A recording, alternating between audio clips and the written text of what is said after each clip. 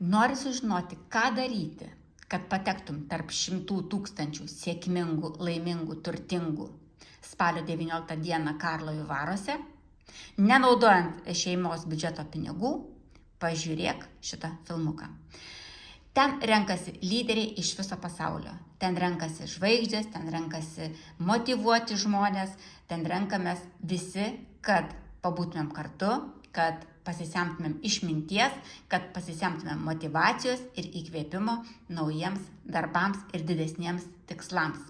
Taigi, kad nenaudoti šeimos biudžeto pinigų, tau reikia, žinoma, suprasti tai, kad tu turėsi įsigyti produktų ir juos parduoti katalogo kainą. Kad tai padarytum, tu pirmiausia turi tapti TND kompanijos partneriu, jeigu dar juo nesi. Jeigu jau esi, žiūrėk atidžiai. Pirmiausia, suskaičiuojame, kiek kainuos tas visas renginys. Taigi, kadangi bilietukas nebuvo nupirktas iki šio mėnesio 1 dienos, tai į renginį bilietas kainuoja 150 eurų šiai dienai. Paskui kainuos 180.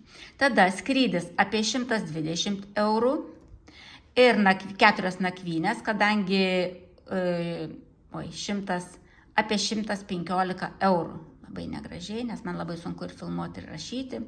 Taip, apie 115 eurų 4 nakvynės, todėl kad mes važiuojame ne tik tai į renginį, mes važiuojame susipažinti su Čekija, su Karlovy Varais, paragauti mineralinio vandens, kuris ant kiekvieno kampelio yra tenai, pasimėgauti jo, pasisveikatinti, apžiūrėti pilis. Žodžiu, mes važiuojame ne tik tai į renginį. Tai visas tas reikalas mums kainuos apie 385 eurus, suapvalinkim apie 400 eurų.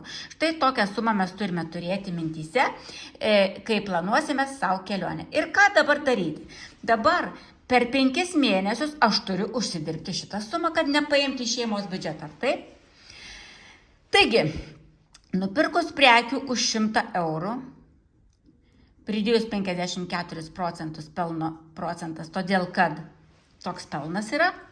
Taigi, pridėjus 54 gaunu, kad nupirkus prekių savo kainą už 100 eurų, jas pardavus katalogo kainą, aš gaunu 154 eurus. Taip, vadinasi, gryno pelno yra 54 eurai, nes 100 tai yra sumokėta už tai, ką aš jau investavau. Man klientai sumokėjo tą 100, ar ne? 54 eurai mažokai, taip. Tada aš turiu nupirkti prekių už 200, vėl pridedu tą patį pelno procentą, 54, oi kaip sunku yra rašyti ir filmuoti, gaunu 308 eurus. Atimam 200, kuriuos sumokėjau, taip, tiksliau, aš sumokėjau, man klientai sumokėjo, atimam šitos 200, mums lieka 108 eurai.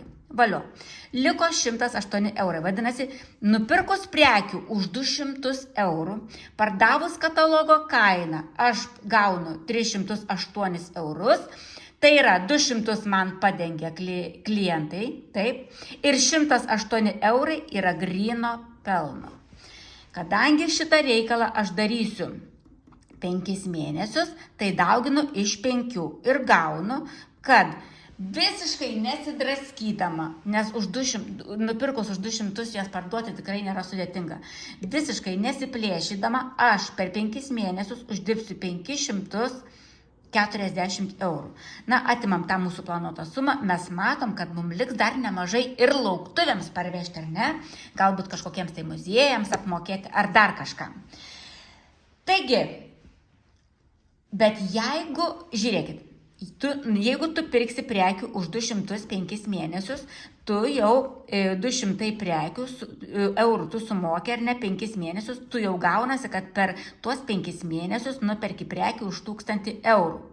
O tu tikriausiai žinai, kad kompanija tau, jeigu tu per tą laiką nupirksi prekių už tiek, padovanos bilietą. Kad tą bilietą, kurį tu sumokėjai, ji gražins pinigus už bilietą, kurį tu sumokėjai tiksliau.